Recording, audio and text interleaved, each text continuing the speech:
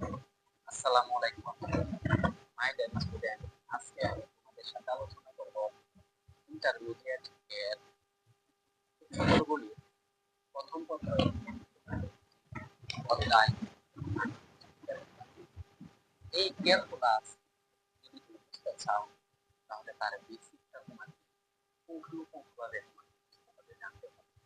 আর এই পর্বে থাকতেছে ক্যালকুলাস কি, ক্যালকুলাস কিভাবে এসেছে, তার আত্মপান্তনা আছে, সবকিছু আমি চেষ্টা করব আমি আমার মতো করে বোঝানো। এতে যদি কোনো ধরনের ভুল হয়ে থাকে তাহলে ক্ষমা সুন্দর দৃষ্টিতে দেখবা। দেখো, এই ক্যালকুলাস এর এত বড় বিস্তৃতি তোমাদের প্রথম পত্রের মধ্যে 9.1 থেকে 9.10 এবং 10.1 থেকে শুরু করে 10.1, 2, 3, 4, 5, 6 এবং 10.7 এরকম ভাবে প্রায় 17টি মতো চ্যাপ্টার আছে বা পার্ট আছে। তো এই সমগ্র বিষয়টা যদি তুমি বুঝতে চাও তাহলে বেসিক ছাড়া বা সঠিক জ্ঞান সামনে দিতে পারবে না। তো সাথে আমি আছি। চলো শুরু। মেইনলি এই যে ক্যালকুলাস, এই ক্যালকুলাস নিয়ে আলোচনা করছে বা এই ক্যালকুলাস করছে স্যার আইজাক নিউটন। এখানে একটা মজার ব্যাপার আছে, পরে বলতেছি। আবার একটা বিষয় লক্ষ্য করো, দেখো প্রায় 14 থেকে 15টি রাইটারের বই আছে। ইন্টারমিডিয়েট লেভেলে বা এইচএসসি লেভেলে বই আছে। আমি এই বইটা পড়ি, তোমাদের কাছে যাদের কাছে এই বইটি আছে তোমরা এই বইটি নিতে পারো। আচ্ছা, আমরা বেসিকে চলে যাই। খেয়াল করো, এই ক্যালকুলাস সর্বপ্রথম ক্যালকুলাস নিয়ে আলোচনা করতে লেবনিজ, বিজ্ঞানী লেবনিজ সর্বপ্রথম এটা নিয়ে আলোচনা করছে। পরবর্তীতে এই ক্যালকুলাসকে বিস্তৃত বা বড় পরিসরে আলোচনা করছে আমাদের বিজ্ঞানী নিউটন। আমরা যদি ক্যালকুলাসের ভিতরে ঢুকি তাহলে আমরা দেখতে পারবো যে ক্যালকুলাসের দুইটি পার্ট। একটি হচ্ছে অন্তরীকরণ, আরেকটি পার্ট হচ্ছে যোগজীকরণ। অন্তরীকরণ কি? অন্তরীকরণকে অনেকে বলে ব্যবকলন, আর যোগজীকরণকে অনেকে বলে সমাকলন। তোমাদের ইন্টারমিডিয়েট লেভেল আইসা এটাকে বলা হয় ডিফারেন্সিয়েশন বা different, D I double F E R E N, শিয়াশন। আর এটা হচ্ছে তোমার ইন্টিগ্রেশন। তো অন্তরীকরণ এটা কি নির্দেশ করে আমাদেরকে? অন্তরীকরণ নির্দেশ করে কোন একটি সরলরেখার বা যে কোনো একটি ফাংশনের ঢাল। তো অন্তরীকরণের মাধ্যমে আমরা কোন একটি রেখার ঢাল বের করি। আর যোগজীকরণ নির্দেশ করে ক্ষেত্রফল। যোগজীকরণ নির্দেশ করে ক্ষেত্রফল। অন্তরীকরণ এটাকে আমরা পড়ি ডি বাই ডিএক্স, অনেকে পড়ে ডিডিএক্স। আর এটাকে আমরা বলি, এই চিহ্ন দিয়ে আমরা বলি ইন্টিগ্রেশনের চিহ্ন হচ্ছে এটা, এবং অবশ্যই বিষয়ের সাথে একটা কি থাকে, ডিএক্স থাকে। মনে করো ইন্টিগ্রেশন সামথিং ডিএক্স। আচ্ছা, এখন এই যে অন্তরীকরণ আর যোগজীকরণ এই দুইটার মধ্যে অবশ্যই পার্থক্য আছে। এখন এই পর্বে মেনলি এই পর্বে থাকতেছে আমার টপিক হচ্ছে মূলত যোগজীকরণ নিয়ে। আমি যদি যোগজীকরণ নিয়ে কথা বলতে চাই তাহলে এখানে আসো তোমরা। যোগজীকরণ বিভিন্ন ভাগে ভাগ করা যায়। এই যোগজীকরণকে আবার দুই ভাগে ভাগ করা যায়। একটা হচ্ছে তোমার অনির্দিষ্ট যুগজ, আরেকটি হচ্ছে নির্দিষ্ট যুগজ।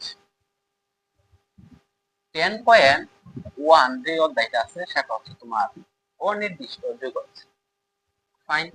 তো দেখো, এই যোগজীকরণ যেহেতু ক্ষেত্রফল নির্দেশ করে বা যোগজীকরণ কোথায় থেকে আসছে, যোগজীকরণ এই শব্দটি হচ্ছে তোমার এর একটি অর্থ আছে। যোগজীকরণের আক্ষরিক অর্থ হচ্ছে যোগফল, অর্থাৎ যে প্রক্রিয়ায় যোগফল নির্ণয় করা হয় ওই প্রক্রিয়াকে বলা হয় যোগজীকরণ। জ্যামিতিতে নরমালি জ্যামিতিতে ত্রিভুজের ক্ষেত্রফল, আয়তের ক্ষেত্রফল, চতুর্ভুজের ক্ষেত্রফল বা বহুভুজের ক্ষেত্রফল বের করা যায়। ঠিক একইভাবে যোগজীকরণের মাধ্যমেও তুমি তো অবশ্যই ক্ষেত্রফল বের করবা, কিন্তু দেখা গেছে যে যখন কোনো অক্ষের মধ্যে যখন বক্ররেখা থাকে তখন তুমি জ্যামিতির মাধ্যমে তার ক্ষেত্রফল বের করতে পারবা না। যদি তুমি বক্ররেখার মাধ্যমে তার ক্ষেত্রফল বা যোগফল বের করতে যাও তখন অবশ্যই এই যোগজীকরণ লাগে।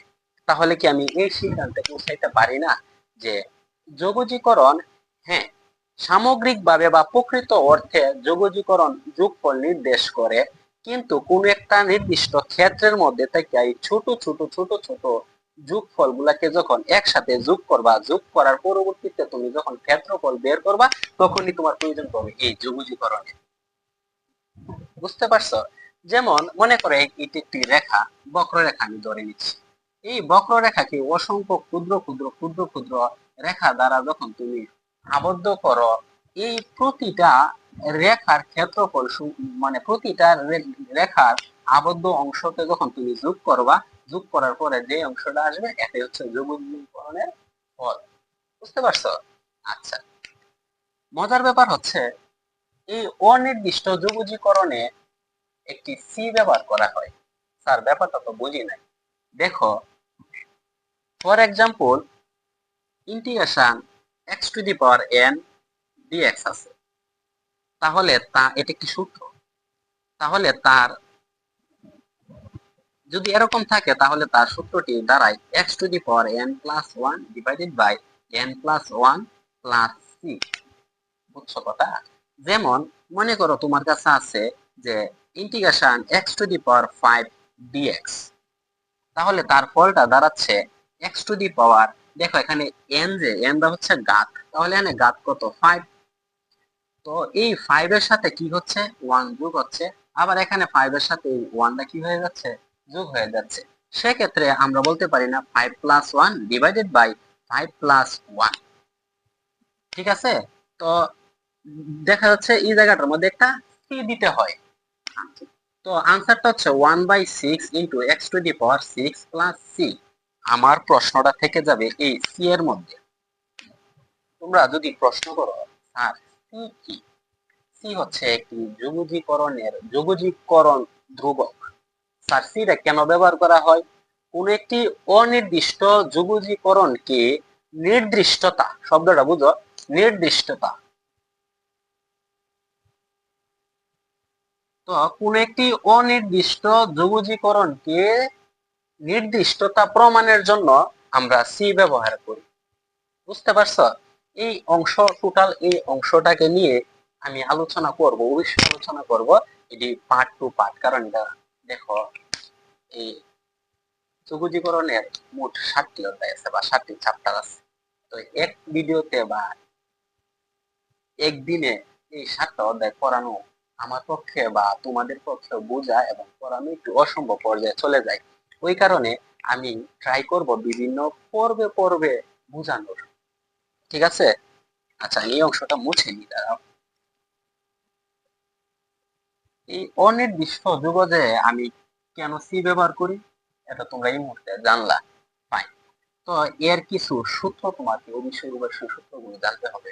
দেখো, সূত্রগুলো এরকম, যদি X to the power N থাকে, সাথে যদি ডিএক্স থাকে, তাহলে তুমি লিখতে পারো X to the power N plus one divided by N plus one plus C. যদি থাকে integration one by X DX, তাহলে তার উত্তর দাঁড়ায়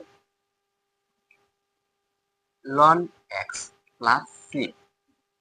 যদি integration e to the power X থাকে, তাহলে ডিএক্স থাকে, তাহলে তার উত্তরটা হচ্ছে e to the power X plus C.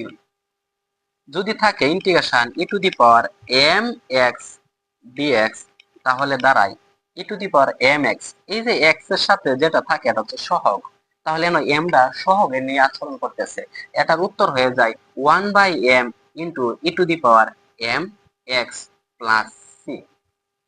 ঠিক একইভাবে ইন্টিগ্রেশন সাইন এক্স ডিএক্স, তার মানে হচ্ছে তোমার কজ এক্স। আবার ইন্টিগ্রেশন কজ এক্স ডিএক্স, তার মানে হচ্ছে মাইনাস সাইন এক্স। এই ব্যাপারগুলো হচ্ছে তোমার মুখ্য বিষয়, বুঝতে পারছো?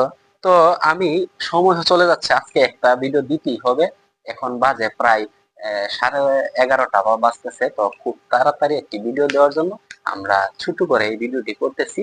কিছুক্ষণ পর ইনশাল্লাহ 10.1 নিয়ে বিশদ আলোচনা করবো ইনশাল্লাহ। ওকে, আসসালামু আলাইকুম।